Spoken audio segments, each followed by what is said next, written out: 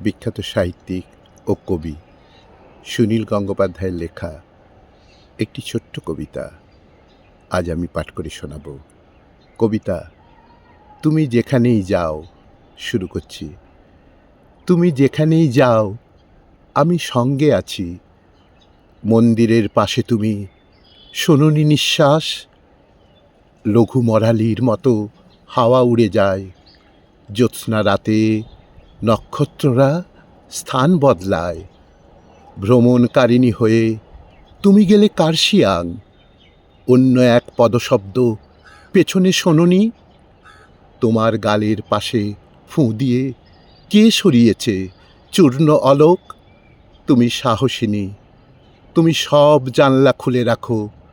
মধ্যরাতে দর্পণের সামনে তুমি এক হাতে চিরুনি, রাত্রিবাস পরা এক স্থির চিত্র।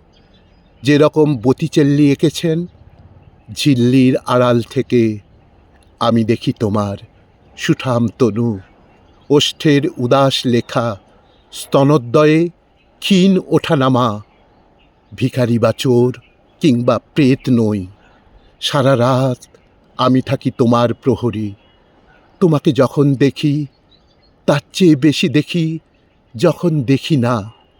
শুকনো ফুলের মালা যেরকম বলে দেয় সে এসেছে, চড়ুই পাখি জানে আমি কার প্রতীক্ষায় বসে আছি। এলাচের দানা জানে কার ঠোঁট গন্ধময় হবে।